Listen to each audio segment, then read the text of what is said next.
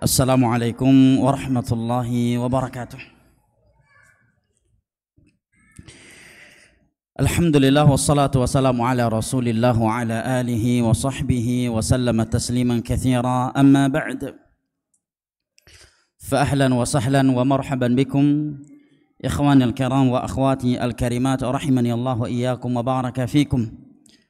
Kita bersyukur kepada Allah Jalla wa ala yang telah mempertemu dan mengumpulkan kita kembali di rumahnya yang mulia ini setelah melaksanakan ibadah salat maghrib berjamaah yang kita memohon kepadanya, Rabbana taqabbal minna innaka antas sami'ul alim, sembari menunggu masuknya waktu salat isya untuk melanjutkan kajian rutin kita membaca kitab Hadithatul Ifk, Durusun wa Ibar, kejadian ifk, pelajaran-pelajaran indah dan ibrah-ibrah penting darinya, karya Syekh Ad-Doktor Al-Amin Al-Mahdari hafizahullahu ta'ala. Maka kita memohon kepada Allah Jalla wa'ala agar memberikan atau menganugerahkan kepada kita apa yang disabdakan oleh Nabi sallallahu alaihi wasallam di dalam hadis yang diriwayatkan oleh Imam Al-Bukhari dan Muslim dari Abu Hurairah radhiyallahu anhu, bahwasanya tidaklah seseorang berada di dalam masjid karena menunggu masuknya waktu salat yang berikutnya setelah melakukan salat yang sebelumnya, kecuali kana fi salatin man tadhara salah, kecuali dia tertulis, terhitung, teranggap sebagai orang yang sedang salat meskipun dia tidak sedang salat. Dan selama ia bertahan di dalam masjid tersebut, para malaikat berdoa, Allahumma ighfir lahu warhamhu wa salli alaih. Ya Allah, ampunilah dosanya, rahmatilah dia, dan pujilah dia. Dan di dalam hadis lain yang diriwayatkan oleh Imam Muslim dari Abu Hurairah radhiyallahu an, Nabi sallallahu alaihi wasallam bersabda, ala adullukum ala ma yamhullahu bihil khataya wa yarfa'u bihi darajat. Maukah kalian aku beritahukan amalan-amalan yang dapat menghapuskan dosa dan mengangkat derajat kalian di sisi Allah? Qalu bala ya Rasulullah, tentu kami mau wahai Rasulullah, jawab sebagian sahabatnya. Maka beliau pun bersabda, isbaghul wudu'i 'alal makarihi wa kathratul khuta ila al masajid wa intidharu salati ba'da as-salah fadzalikumur ribat wa dzalikumur ribat, yaitu menyempurnakan wudu meskipun berat, banyaknya langkah yang kalian angkat menuju masjid, dan menunggu masuknya waktu salat setelah melakukan salat yang sebelumnya. Itulah yang disebut ribat, dan itulah yang disebut ribat. Dan keutamaan dari ribat Allah sebutkan di ayat terakhir dari surat Ali Imran di dalam firman-Nya, ya ayyuhalladzina amanu sabiru wa sabiru wa rabitu wattaqullaha la'allakum tuflihun. Allah Jalla wa'ala menjadikannya sebagai sebab-sebab keberuntungan ribat, berjaga-jaga di batasan-batasan Islam. Maka hal yang berulang kali ana ingatkan untuk diri ana pribadi dan antum dan antuna semua yang ana cintai karena Allah Jalla wa'ala, agar semaksimal mungkin kita menjadikan kegiatan kajian antara maghrib dan isya sebagai rutinitas kita setiap hari. Meskipun mungkin antum pulang dan datang dari kantor, dari tempat kerja dalam keadaan mungkin masih lelah, bahkan mungkin tidak sempat mandi untuk bisa mengajar kajian yang ada di antara adzan dan antara salat maghrib dan isya di sebuah masjid, maka lakukanlah, karena keutamaan yang begitu luar biasa yang telah disebut oleh Nabi SAW di dalam beberapa hadis dan sebagainya telah kita simak di atas, dan akan antum rasakan betapa indah dan berkahnya kehidupan kita tatkala kita menjadikan majelis ilmu agama yang seperti ini sembari menunggu masuknya waktu salat di dalam kehidupan kita. Dan menjaga waktu salat yang seperti ini atau menunggu masuknya waktu salat setelah melakukan salat yang sebelumnya, itu mungkin amat sulit untuk kita lakukan selain pada maghrib dan isya, ya kan? Setelah salat isya, mampukah antum bertahan di masjid nunggu masuknya waktu salat subuh? Enggak mungkin, ya. Setelah salat subuh, mungkinkah antum bertahan di masjid menunggu masuknya waktu salat zuhur? Berat juga, kecuali lagi itikaf 10 Ramadan. Setelah salat zuhur bertahan di masjid menunggu masuknya waktu salat asar, berat juga. setelah salat asar bertahan di dalam masjid karena sedang menunggu masuknya waktu salat maghrib, juga berat. Nah, yang paling mudah adalah maghrib dan isya. Itu pun sangat berat kalau tanpa kajian antara adzan maghrib, antara maghrib dan isya. Coba antum bertahan di masjid menunggu masuknya waktu salat isya setelah melaksanakan salat maghrib sebelumnya tanpa kajian. Mungkin baru 5 menit antum duduk sudah kena asam urat dan rematik kalau nggak ada kajian, ya kan? Berat. Bahkan terkadang adzan isya sisa 10-15 menit lagi, tiba-tiba WA masuk ke grup, akhi kami semua udah di warung di samping masjid ya, nunggu antum turun ini, kita lagi pada ngopi. Turun dan keluar dari masjid. Ya, maka ana nasihati berulang kali untuk diri ana sendiri dan teman-teman sekalian, bahkan ana sendiri membuat program dengan teman-teman dan meminta untuk dibuatkan kajian setiap hari terkhusus ba'da maghrib, ya, buat dekat maupun jauh agar mendapatkan keutamaan yang seperti ini. Ikhwanil karam wa akhwati al-karimat, pada pertemuan yang lalu Asy-Syaikh telah menjelaskan kepada kita beberapa tujuan buruk dan sangat kotor dari orang-orang munafik di balik mereka menciptakan tuduhan keji dan jahat yang sedang kita bahas dari judul kitab ini terhadap ibunda kita Aisyah radhiyallahu anha dan sahabat yang mulia Safwan bin Mu'attal. Sebelum kita membaca hal yang berikutnya, kita murajaah sedikit ya.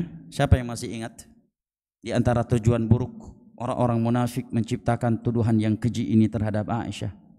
Atau sebelumnya judul kajian kita apa? Al-ifk. Apa itu ifk? Kedustaan. Kenapa dikatakan kedustaan? Karena itu adalah tuduhan yang dusta. Tuduhan apa yang mereka berikan kepada ibunda kita Aisyah radhiyallahu anha dan Safwan bin Mu'attal radhiyallahu anhu? Masya Allah, subhanallah ya, mereka menuduh ibunda kita Aisyah radhiyallahu anha telah berzina dengan sahabat Safwan bin Mu'attal, salah satu dari sahabat Nabi sallallahu alaihi wasallam yang ikut menyaksikan perang Badar. Kapan tuduhan itu mereka lakukan?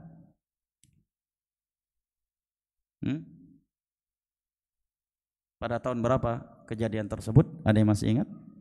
Kita murajaah sedikit ya. Bahkan kata Abdullah bin Mas'ud, mudzakaratul ilm sa'atan khairun min ihya'il lail. Mudzakarah, murajaah, mengulang-ulang ilmu agama sesaat saja pahalanya lebih besar daripada pahala salat malam semalam penuh. Abdullah bin Mas'ud radhiyallahu anhu. Di tahun berapa kejadian hadithatul ifk ini? Ada yang masih ingat? Tahun keberapa Hijriah? 10. Berarti beberapa bulan sebelum Nabi sallallahu alaihi wasallam wafat. Agak jauh itu lari ya. Kurangi dikit lagi, Pak. Setengahnya. Ayo, 5 ahsan. Di tahun ke-5 Hijriah. Dan sebagian ahli sejarah ada yang menyebutkan di tahun ke-6 Hijriah. Apa bahan mereka sehingga mereka menciptakan tuduhan yang keji tersebut sehingga sebagian orang termakan dengannya dan ikut menyebarluaskannya? Momen apa yang mereka gunakan? Ada yang masih ingat?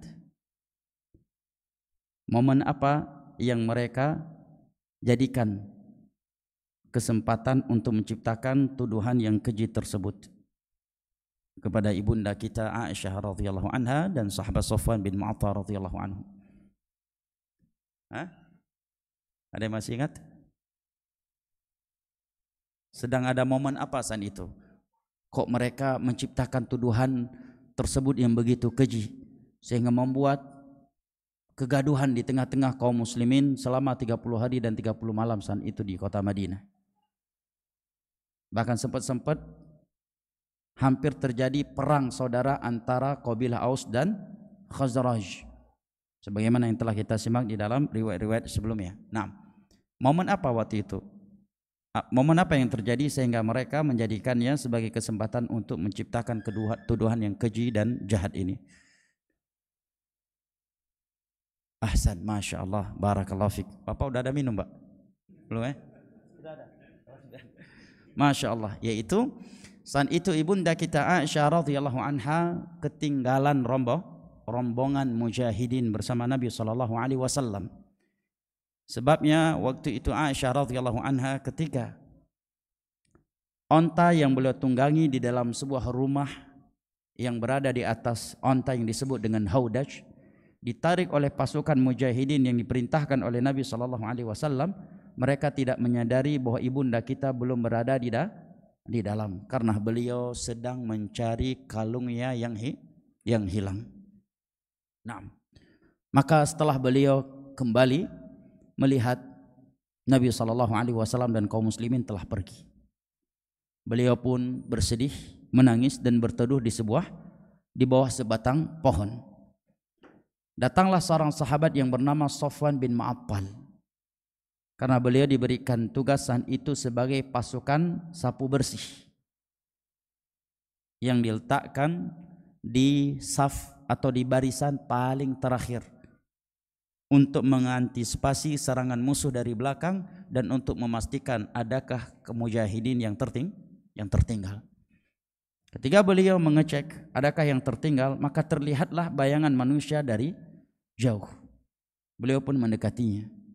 Begitu dekat, beliau pun mengucapkan inna lillah wa inna ilaihi raji'un dengan suara yang cukup keras sehingga membuat Aisyah terkejut sehingga bangun dari tidurnya, dan seketika itu beliau langsung menutup wajahnya. Kemudian Aisyah radhiyallahu anha mengatakan walaqad ra'ani qabla nuzulil hijab, dan sungguh dia sudah pernah melihat wajahku sebelum turunnya ayat hijab yang memerintahkan kami kaum wanita menutup wajah, yaitu firman Allah di dalam surat Al-Ahzab, ya ayuhan nabiy qul li azwajika wa banatika wa nisa'il mu'minin yudnina 'alaihinna min jalabibihin. Safwan bin Mu'attal langsung mengucapkan inna lillahi wa inna ilaihi raji'un, terkejut melihat ibundanya kaum muslimin, istri Nabi sallallahu alaihi wasallam telah tertinggal.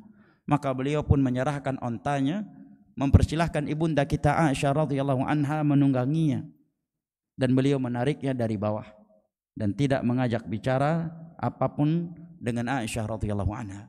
Kemudian ketika beliau tiba dengan ibunda kita Aisyah radhiyallahu anha di atasnya dan beliau sambil menarik onta tersebut dari bawah, tiba di pintu kota Madinah, dan saat itu kaum muslimin yang di dalamnya ada beberapa orang-orang munafik sedang beristirahat sebelum masuk ke dalam Madinah melihat bahwa Safwan bin Mu'attal berduaan dengan Aisyah radhiyallahu anha, padahal Safwan berada di bawah menarik onta dan Aisyah berada di atas.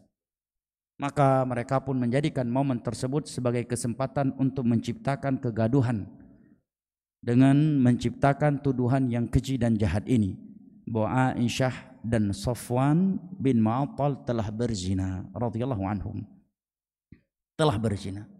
Dan qaddarallah wa ma syaa fa'al, tentunya karena suatu hikmah yang Allah inginkan.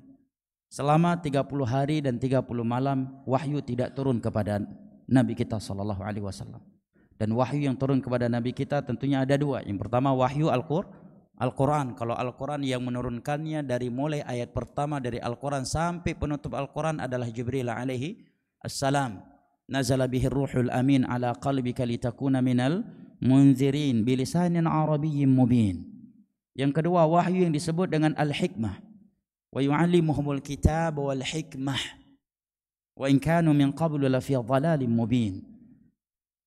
Yaitu wahyu selain Al-Quran, yang itu langsung Allah Jalla wa Ala ilhamkan kepada Nabi kita sallallahu alaihi wasallam sehingga beliau mengucapkannya dengan bahasa beliau dan huruf dari beliau, berbeda dengan Al-Quran. Huruf dan suaranya adalah firman Allah Jalla wa Ala.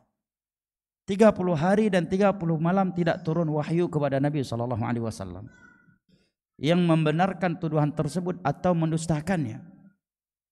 Dan tuduhan yang keji ini benar-benar tersebar luas di tengah-tengah kota Madinah, sehingga telah kita ketahui pada pertemuan yang lalu adat manusia di kota Madinah di dalam menyikapi tuduhan yang keji dan jahat ini terbagi menjadi berapa kelompok? 3 kelompok. Yang pertama, yang langsung mendustakannya, yaitu para sahabat yang senior dan dimuliakan oleh Allah dengan ketakwaan serta ilmu mereka yang dalam, seperti Abu Bakar, Umar dan yang lain-lainnya, Ali bin Abi Thalib. Kelompok yang kedua dari kalangan kaum mukminin yang tawakuf. Mereka tidak mengatakan itu benar dan tidak juga mendustakannya. Mereka bersikap diam, tidak berani mengomentarinya dengan komentar apapun. Dan ini kondisi mayoritas kaum muslimin di kota Madinah saat itu. Kelompok yang ketiga dari kalangan kaum mukmin adalah yang ikut termakan dengan fitnah ini dan ikut menyebarluaskannya. Dan qadarullah sebagian mereka justru masih ada hubungan kerabat dekat dengan Aisyah radhiyallahu anha, yaitu Mistah, putra dari bibinya Aisyah radhiyallahu anha, atau putra dari sepupunya Abu Bakar radhiyallahu anha. Karena Ummu Mistah, ibunya Mistah adalah sepupunya Abu Bakar radhiyallahu anha, putri dari bibi beliau. Nah, ikut termakan. Hasan bin Thabit ikut termakan dan menyebar luaskannya. Tetapi para ulama memberikan catatan bahwa mereka menyebar luaskannya hanya sekedar di lisan mereka tanpa dari hati mereka. Dan itu yang Allah sebutkan di dalam surat An-Nisa, italaqawnahu bi'alsinatikum. Tidak ada tujuan buruk dari hati mereka. Biasalah terkadang karena suatu berita sedang hot, sedang ngeboming, semua orang membicarakannya. Terkadang kita ikut membicarakannya, setelah itu kita pun lupa apa saja yang sudah kita sampaikan tadi pas ngopi bareng dengan orang-orang, ya kan? Karena sedang ngemobbing, sedang viral dan sebagainya. Ini tiga kelompok kaum muslimin. Kondisi mereka di kota Madinah saat itu terkait tuduhan yang keji dan jahat ini.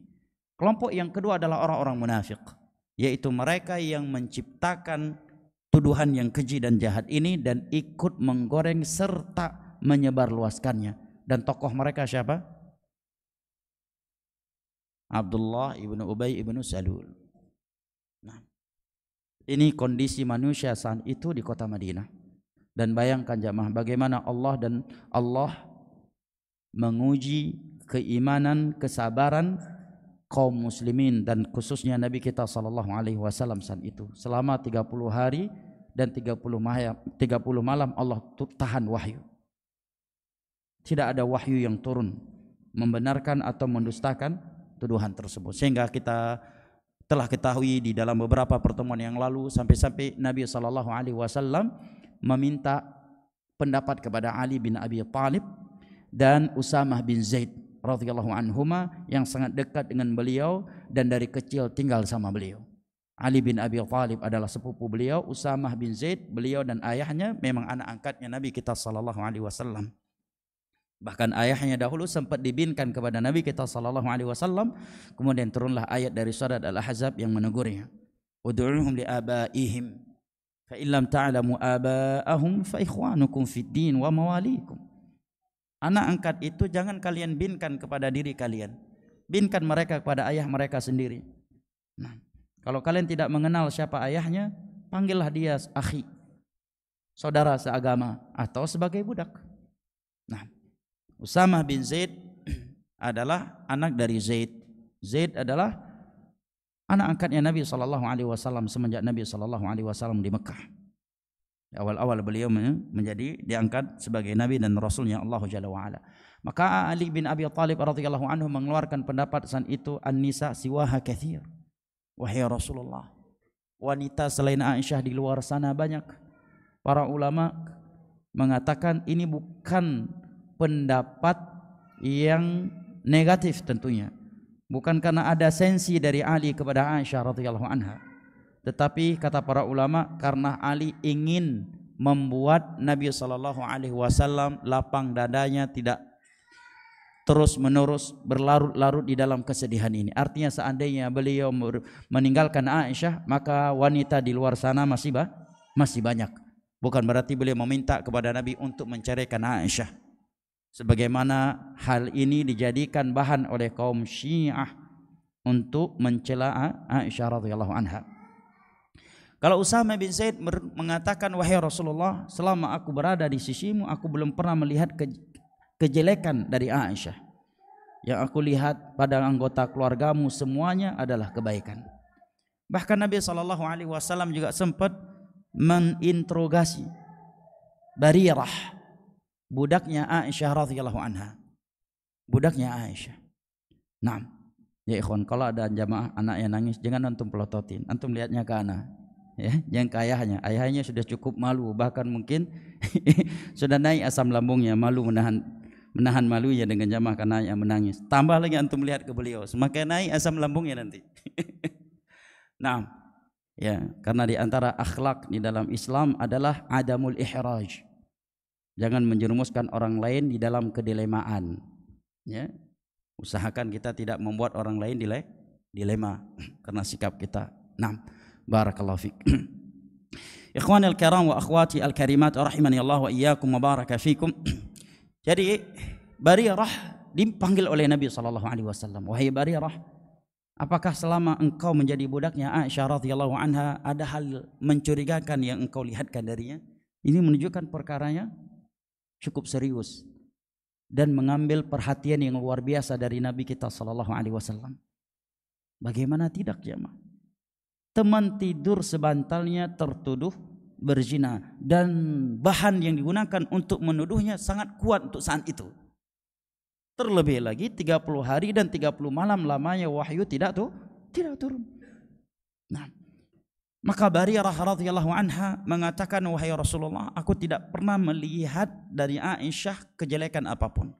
Semuanya adalah kebaikan. Kekurangan yang ada pada diri Aisyah radhiyallahu anha adalah kekurangan yang lumrah terjadi pada istri-istri yang masih muda umurnya." Beliau pun menyebutkan kekurangannya, bahwasanya terkadang Aisyah ketika memasak roti menggunakan tanur, sumur pembuat roti tradisional Arab, terkadang beliau meninggalkannya karena tertidur sehingga sering hangus. Ini juga memberikan pelajaran kepada kita bahwa Nabi kita berarti sering makan roti hangus karena lupa diangkat oleh Aisyah. Kalau bahasa kita sekarang, sering makan nasi yang gosong karena istri main HP kalau hari ini ya. Tetapi tidak pernah ada riwayat yang menyebutkan Nabi marah-marah karena roti gosong. Antum pernah nggak marah-marah karena nasi gosong? Ya, ini menunjukkan keluhuran akhlak Nabi kita yang luar biasa. Tidak pernah beliau, jangankan dengan istri-istri, dengan siapapun tidak pernah marah kecuali karena agama. Karena larangan-larangan Allah dilanggar atau perintah Allah belum dijalankan. Selain itu beliau tidak pernah marah sama sekali kepada siapapun dan terkhusus kepada ibunda kita Aisyah radhiyallahu anha, apalagi KDRT. Maka Barirah menyampaikan apa yang telah beliau lihat kepada Nabi kita sallallahu alaihi wasallam. Setelah beliau memastikan dan bermusyawarah dengan beberapa para sahabatnya, maka beliau pun naik mimbar berkhutbah dan mengatakan kepada kaum muslimin, saya bacakan ulang terjemahannya biar kita nyambung dengan faedah-faedah yang berikut ini. Mungkin sebagian kita waktu beberapa majelis yang lalu belum sempat hadir. Nabi pun berkhutbah di atas mimbar mengatakan, siapakah di antara kalian yang akan memaklumi aku jika aku mengambil satu tindakan tegas terhadap orang yang telah memfitnah anggota keluargaku dengan perbuatan di mana aku tidak melihat dari anggota keluargaku, maksudnya istri-istrinya, kecuali kebaikan. Maka sebagian sahabat mengatakan, dari Aus mengatakan, seandainya yang menuduh istrimu berzina dari kabilah Khazraj, maka kami akan melaksanakan perintah engkau terhadap orang tersebut. Jika perintah engkau membunuh, kami bunuh dia. Maka Khazraj yang mendengar tersebut marah dan mengatakan, kalian tidak akan mampu menyentuh siapa saja dari kabilah kami Khazraj. Mendengar pembelaan tersebut, maka Aus terpancing. Mereka mengatakan, sungguh kalian munafik. Berarti kalian akan melindungi orang yang menuduh istri Nabi SAW. Hampir-hampir saja dua kabilah ini bunuh-bunuhan dan menumpahkan darah di antara mereka di dalam Masjid Nabawi dan mereka para sahabat. Jadilah fitnah kalau sudah terjadi. Nah, dan kita ketahui bersama di dalam sirah bahwa dua kabilah ini sebelum Nabi SAW hijrah ke Madinah dan mendamaikan di antara mereka, saling berperang, saling menawan dan saling menculik sesama mereka puluhan bahkan ratusan tahun yang lalu. Itu berjalan ratusan tahun lamanya. Mulailah mereka bersaudara, berdamai, saling cinta, mencintai, dan seakan-akan tidak pernah saling berperang di antara mereka sebelumnya setelah Nabi SAW hijrah di Madinah dan mempersaudarakan mereka dengan tauhid dan sunnah. Nah, sehingga Allah turunkan sekian ayat yang berkaitan dengan itu di dalam Al-Quranul Karim. Maka Nabi pun mendamaikan mereka. Dan Aisyah radhiyallahu anha beberapa puluh hari dan beberapa puluh malam dari kejadian ini belum tahu apa-apa. Belum nggak tahu apa yang sedang terjadi di luar. Beliau tidak menyangka sama sekali ada tuduhan keji yang begitu jahat terhadap beliau tersebut. Karena begitu beliau tiba di Madinah, beliau dalam keadaan sakit. Nah, mulai beliau curiga adalah melihat sikap dinginnya Nabi SAW, di mana setiap kali Nabi pulang, beliau memberikan salam, kemudian beliau mengatakan, kaifatikum, bagaimana dengan fitnah ini wahai Aisyah? Aku pun bingung fitnah apa yang beliau maksud, ucap Aisyah radhiyallahu anha. Dan ini memberikan pelajaran kepada kita bahwa Nabi dalam keadaan marah dan dingin sekalipun kepada keluarganya, tetapi kalau pulang tetap memberikan salam. Kita bisa gitu? Antum lagi marah sama istri, pulang Bikain itu Assalamualaikum warahmatullahi wabarakatuh. Bisa? Sulit. Bisa mereka yang dirahmati oleh Allah. Seringnya apa? Kaki lebih duluan mendahului mulut, menendang pintu sebelum mengucapkan salam. Ya, atau bahkan masuk dalam keadaan dingin, tidak memberikan salam sama sekali. Maka Aisyah radhiyallahu anha pulang minta izin kepada Nabi SAW menemui kedua orang tuanya. Nabi pun mengizinkannya, dan ini juga menunjukkan keluhuran akhlak Nabi kita SAW. Karena biasanya seorang suami kalau sedang marah dengan istrinya karena menurut dia istrinya melakukan kesalahan, seringnya dia egois. Nah, jangankan mengizinkan istrinya pulang ke orang tuanya, mungkin istrinya meminta sesuatu yang dibutuhkan olehnya sebagai seorang istri untuk kebutuhannya, mungkin nggak dia berikan, apalagi mengizinkannya pulang kepada kedua orang tuanya. Ataupun kalau dia izinkan mungkin dalam keadaan merajuk, ya sudah pulang saja, temui saja orang tuamu dan nggak usah balik lagi ke rumah sini. Tidak demikian, Nabi izinkan. Dan ini juga menunjukkan kepada kita bahwa Abu Bakar dan istrinya, kedua orang tua ibunda kita Aisyah radhiyallahu anhuma, benar-benar berhasil menciptakan kasih sayang dan ikatan batin antara mereka berdua dan Aisyah radhiyallahu anha. Sehingga Aisyah begitu ada masalah, meskipun beliau sudah punya suami, mau menemui kedua orang tuanya, curhat, ingin tahu dan minta pendapat mereka. Ini penting jemaah. Hari ini banyak anak-anak kalau ada masalah dia tahan sendiri, dia pendam. Tidak mau dia beritahukan kepada ibu dan ayahnya karena dia tahu akhlak yang buruk dari kedua orang tuanya. Tidaklah aku curhat kecuali aku akan dicaci maki nanti, kecuali aku akan disalah-salahkan. Pasti beritaku nggak akan diterima, nggak akan dibenarkan. Justru aku semakin terpuruk, semakin tertuduh, semakin dimarah-marahi. Udahlah, nggak usah ceritakan. Sebagian orang tua kan begitu. Anaknya belum selesai cerita, udah dia potong, udah dia putuskan. Udah pasti kamu yang salah tuh, nggak mungkin kalau nggak salah kamu didapatkan iqab seperti ini dan seperti itu. Padahal dia belum mengcross check, dia belum bertabayun, sehingga hilanglah kepercayaan dari hati anaknya kepada mereka. Maka tak jarang anak-anak hari ini yang enggan curhat, enggan menceritakan hal-hal yang dia alami di sekolah, di pondok pesantren atau di luar rumahnya kepada kedua orang tuanya. Karena orang tuanya yang tidak berhasil menciptakan kasih sayang, ikatan batin dan kepercayaan antara mereka dan anaknya. Dan di sini Aisyah, beliau pulang menemui ibunya. Beliau pun bercerita, ada apa sebenarnya wahai ibuku?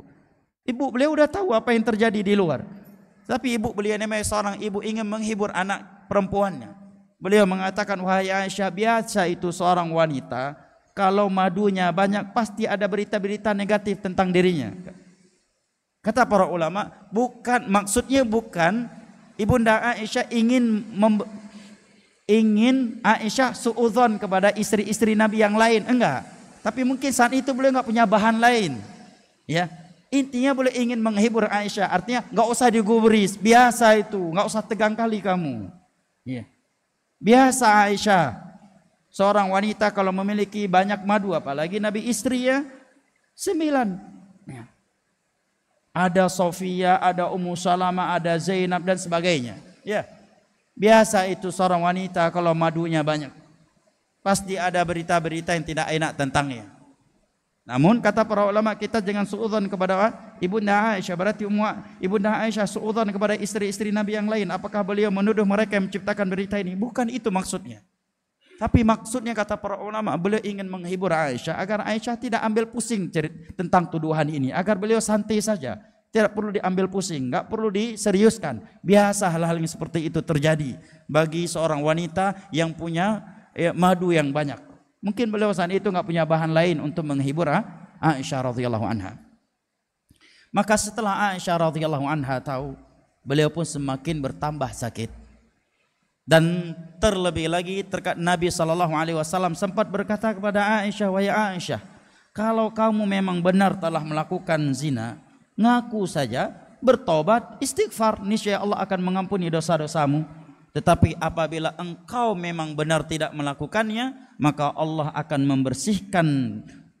membersihkan namamu dari tuduhan ini. Maka Aisyah radhiyallahu anha menjawab, kalau aku berkata aku tidak melakukannya, sungguh kalian semua tidak akan percaya kepada aku.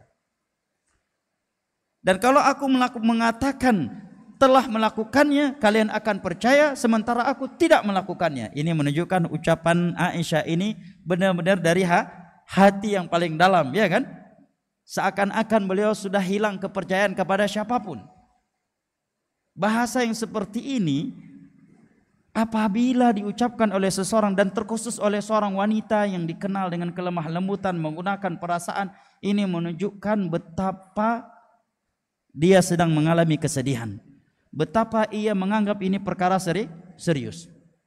Kalau aku mengatakan aku telah melakukannya, kemudian aku bertobat, kalian akan percaya, padahal aku tidak melakukannya. Sementara kalau aku mengatakan aku tidak melakukannya, tidak ada di antara kalian yang percaya kepada aku. Berat nggak antum mendengar ucapan yang seperti itu keluar dari mulut anak antum sendiri? Tentunya ini sangat menyedihkan. Dan itu dalam riwayat yang telah kita simak pada beberapa pertemuan yang lalu. Itu Aisyah ucapkan di depan beliau saat itu Nabi SAW. Saat itu Abu Bakar dan ibundanya radhiyallahu anhum. Menunjukkan beratnya fitnah ini bagi Aisyah radhiyallahu anha, wanita yang masih muda. Nabi meninggal umur beliau masih di bawah 20 tahun. Bagaimana tidak berat mendapatkan tuduhan yang seperti ini? Semua kalangan kota Madinah mengetahui tuduhan ini, dari kalangan anak kecil, anak muda, orang tua, kaum wanita, kaum laki-laki, kaum muslimin, orang-orang kafir dan seterusnya. Dan selama 30 hari dan 30 malam tidak ada ayat dan tidak ada wahyu yang turun membenarkan atau mendustakan berita ini. Maka kata Aisyah, hanya satu ucapan yang aku ucapkan kepada kalian, yaitu ucapan yang diucapkan oleh ayahnya Yusuf, Ya'qub alaihi salam, wallahul musta'anu ala ma tasifun. Allah lah tempat aku memohon pertolongan atas tuduhan atau sifat yang kalian sifatkan. Menunjukkan Aisyah meskipun dalam keadaan sedih, sebagai seorang wanita tetap menunjukkan beliau sudah terdidik dengan tauhid, terdidik dengan akidah yang mempereratkan hubungan hati beliau dengan Allah Jalla wa'ala, tidak mengadu kecuali kepada Allah. Allah musta'an, ini biasa ucapan yang keluar dari mulut seorang yang sedang mengadu. Wallahul musta'an wa'ala ma tasifun. Allah lah tempat aku memohon pertolongan, tempat aku mengadu atas apa yang kalian katakan ini. Ayat ini dibaca oleh seseorang yang sedang mengalami fitnah yang seperti ini, tentunya volume yang terdengar itu berbeda dibandingkan ini ucapan keluar dari mulut orang yang sedang tidak mengalami fitnah yang seperti ini, ya kan?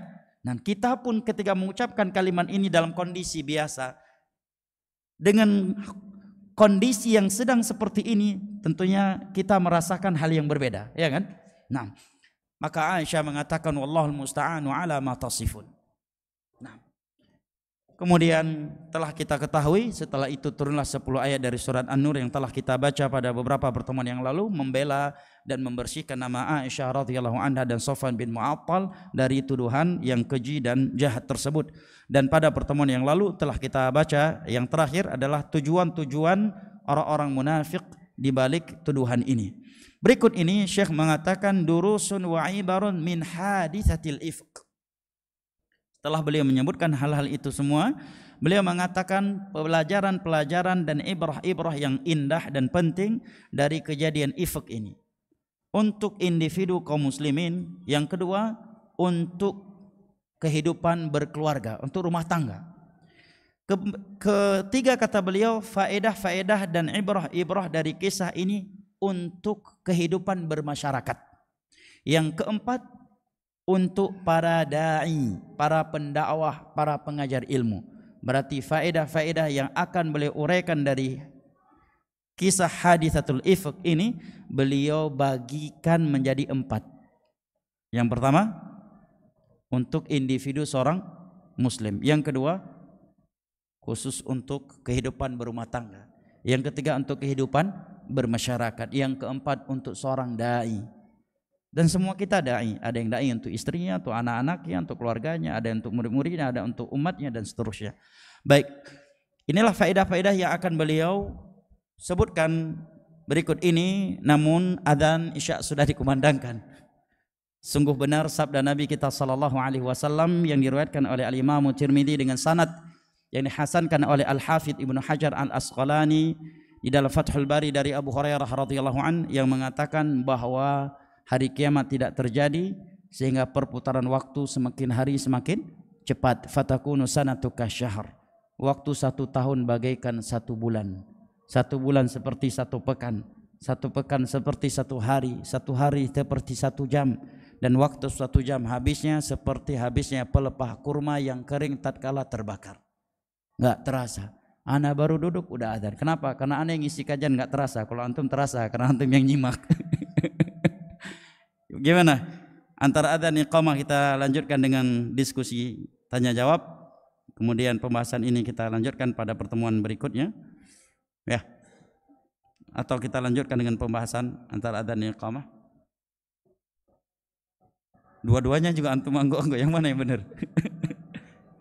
Habis adzan ya iqamah. Baik, silakan dikumandangkan dulu adzan ya. Barakallahu fik.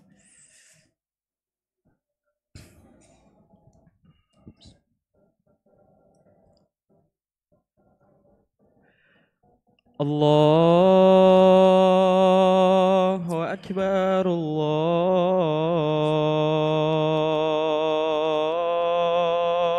Allahu akbar.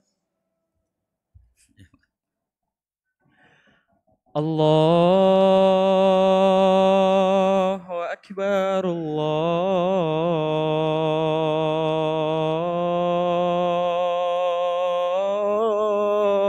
Allahu akbar.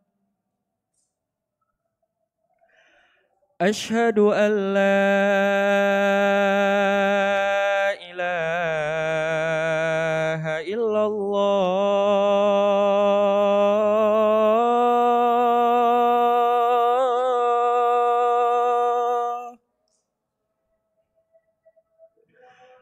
Asyhadu an la ilaha illallah.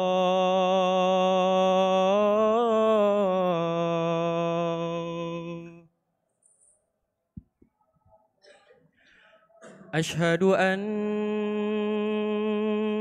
Muhammadar Rasulullah.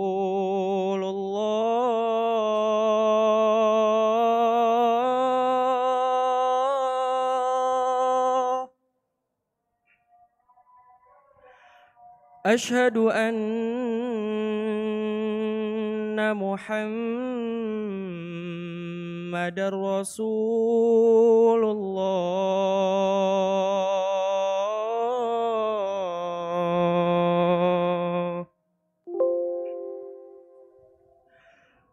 Hayya 'alas shalah.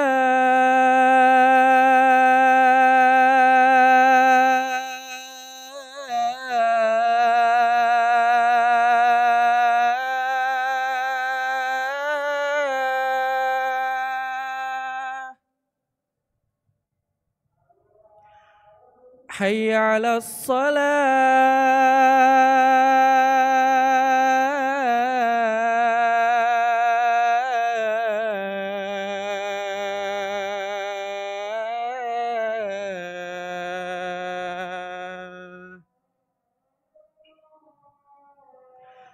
حي على الفلاح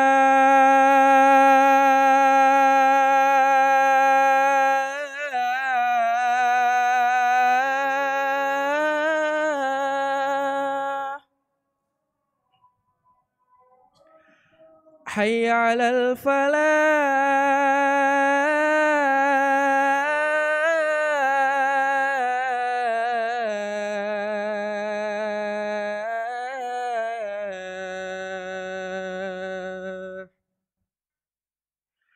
الله أكبر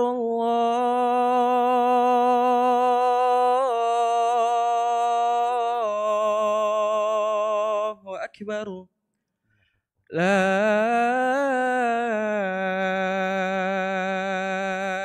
إله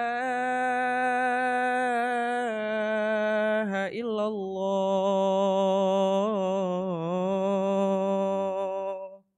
لا إله إلا الله اللهم صل على محمد وعلى آل محمد كما صليت على إبراهيم وعلى آل إبراهيم إنك حميد مجيد وبارك اللهم رب هذه الدعوة التامة والصلاة القائمة آت محمد الوسيلة والفضيلة وبعث مقاما محمودا الذي وجه. Baik jamaah yang dimuliakan Allah, semari menunggu waktu iqamah dan pertanyaan apabila ada. Naik ke meja, kita lanjutkan pembahasan sedikit lagi. Jika ada hal yang ingin disampaikan, silahkan ditulis dan dinaikkan ke meja ya. Kata beliau, durusul al-mabhathul ula. Durusun wa ibarun min hadithatil ifq khasatan bil afrad.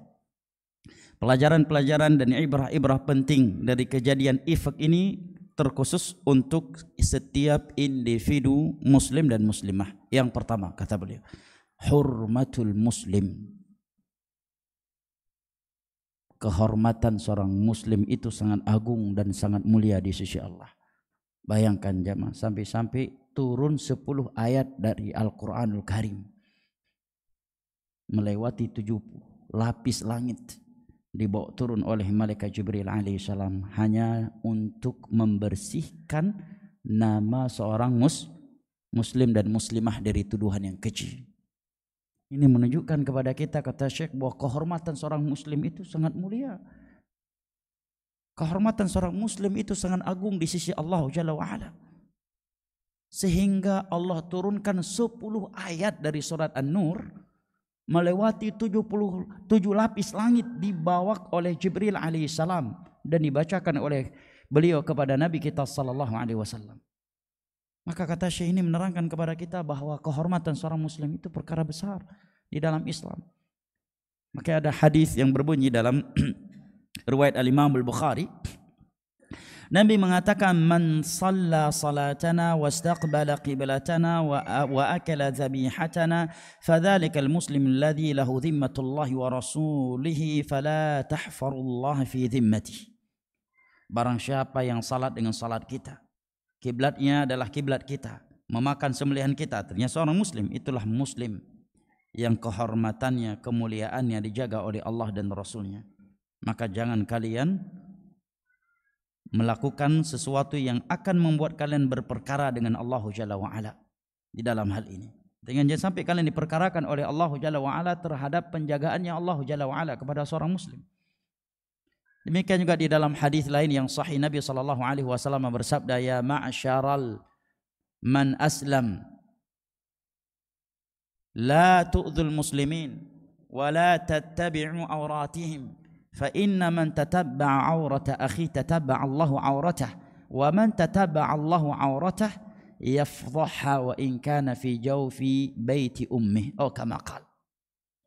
Wahai orang yang Islam, walam yadkhulil imanu fi qalbi, tetapi iman sesungguhnya belum melekat di dalam hatinya, janganlah kalian menyakiti kaum muslimin dan janganlah kalian mencari-cari kesalahan mereka.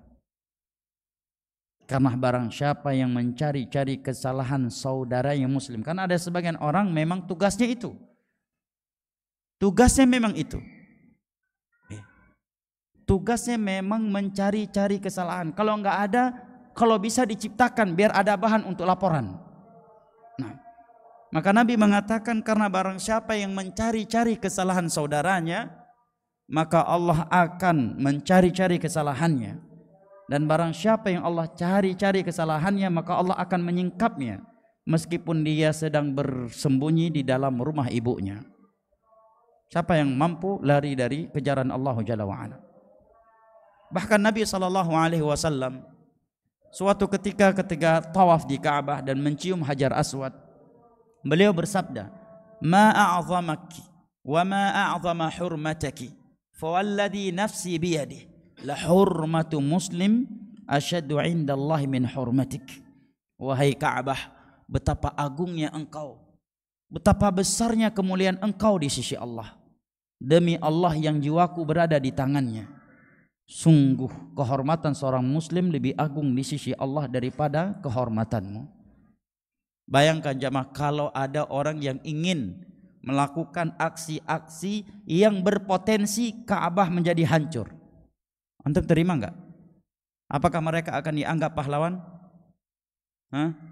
Pahlawan revolusi dan sebagainya. Kalau ada sebagian manusia yang melakukan aksi-aksi yang berpotensi Ka'bah akan hancur, akan rusak, apakah mereka akan dianggap pahlawan dengan alasan apapun? Tentu tidak kan? Lalu kenapa aksi-aksi yang dilakukan oleh sebagian orang dengan berbagai alasan, ada yang mengatasnamakan agama, jihad dan sebagainya, menegakkan keadilan, memerangi kezaliman, dan aksi-aksi tersebut bukan lagi berpotensi, memang memakan nyawa, menumpahkan darah dan menghilangkan nikmat keamanan, lantas dianggap sebagai pejuang-pejuang dan pahlawan-pahlawan bangsa. Mereka yang tidak menganggap kehormatan dan darah seorang muslim itu perkara yang besar, dengan mudahnya sebagian mereka duduk di singgasananya, di atas kursi politiknya, di dalam rumahnya, dengan mudah mereka mengatakan memang kita harus berdarah-darah dulu, harus bunuh-bunuhan dulu biar revolusi, katanya. Kalau enggak akan ada revolusi, kita harus bunuh-bunuhan dulu, kita harus tumpah darah dulu. Dengan mudahnya sebagian mereka melakukan dan mengucapkan itu. Kenapa? Karena tidak punya ilmu agama. Tapi seorang muslim yang melihat dengan kacamata Islam, Nabi mengatakan kepada Ka'bah, sungguh agungnya engkau, sungguh tingginya kehormatan engkau di sisi Allah. Demi Allah, kehormatan seorang muslim lebih agung di sisi Allah dan lebih tinggi kehormatannya ketimbang engkau, wahai Ka'bah. Dan Nabi juga bersabda, la zawalud dunya ahwanu indallahi min safaki dami muslim. Hancurnya dunia seluruhnya, bukan sekedar naiknya BBM, dunia hancur seluruhnya, itu lebih mending di sisi Allah daripada tumpahnya darah seorang muslim. Nah, bahkan ketika Nabi SAW melihat ada sebagian sahabatnya yang masuk ke pasar dengan pedang yang terbuka dari sarungnya, Nabi langsung memanggilnya dan mengatakan, falyumsik ala nisalih. Barang siapa yang keluar dan membawa pedangnya, hendaknya dia tutup pedangnya, jangan sampai menimpa seorang muslim. Bahkan Nabi SAW pernah bersabda kepada seorang yang menakut-nakuti temannya dengan pedang dengan tujuan bercanda. Nabi mengatakan, falaisa minna, barang siapa yang menakut-nakuti saudaranya dengan senjatanya, dia bukan dari umatku. Nah, ini perkara yang sangat besar di dalam Islam, jamaah. Sehingga turun 10 ayat dari An-Nur berbicara tentang kehormatan seorang muslim. Hukum asal kehormatan seorang muslim tidak boleh digores.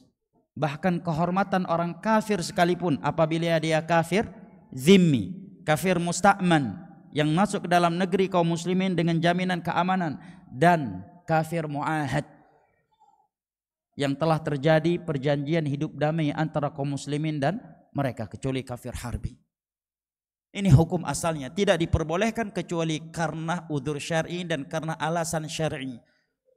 Nah, ikhwanal kiram wa akhwati al-karimat, kenapa ini beliau sebutkan secara khusus? Karena kata Syekh di sini, Ana terjemahkan, apabila kehormatan seorang muslim telah hancur di sebuah lingkungan Islam, tentunya membuat orang yang telah hancur kehormatannya tidak nyaman lagi di situ.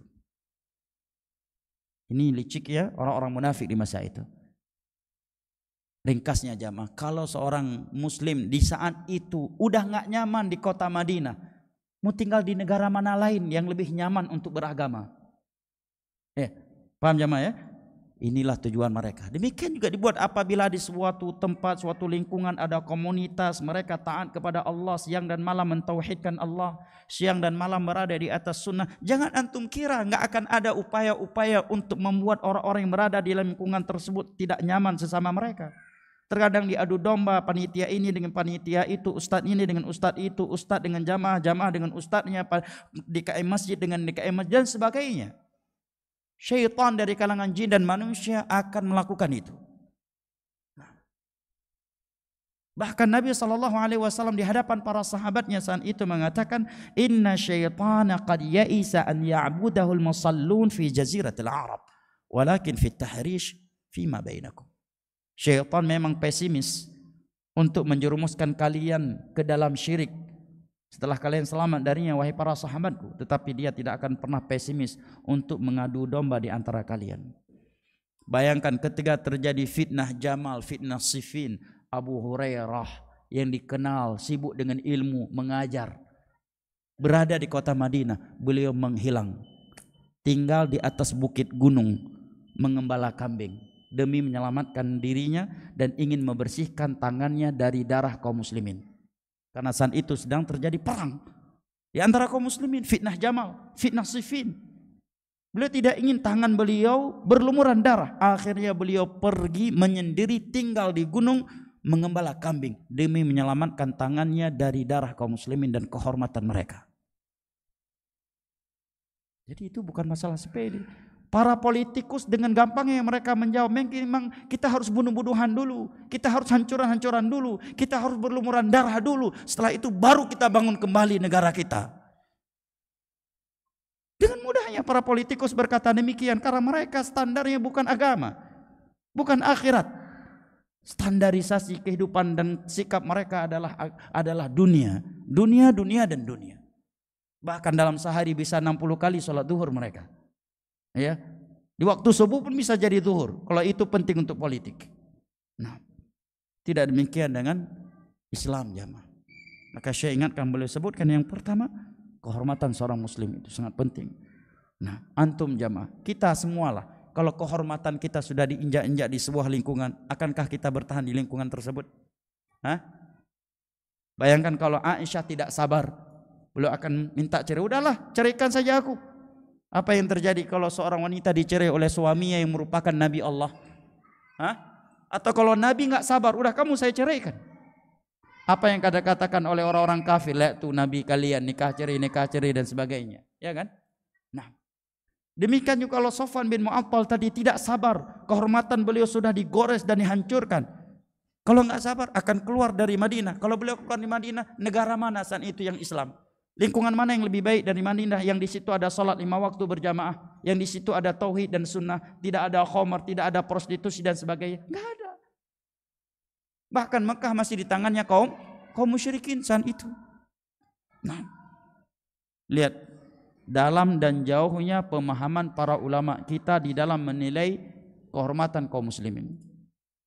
Nah, maka tidak diperbolehkan untuk dihancurkan kecuali karena alasan-alasan syar'i dan maslahat yang sangat besar, dan itu pun bukan karena pribadi. Seperti yang dijelaskan oleh para ulama dalam ilmu hadis, mereka membicarakan para perawi hadis yang banyak dustanya, yang banyak kesalahannya demi menjaga kemurnian agama, atau para dai-dai yang menyuruh kepada pintu-pintu neraka jahanam yang Nabi sebutkan demi menyelamatkan agamanya kaum muslimin.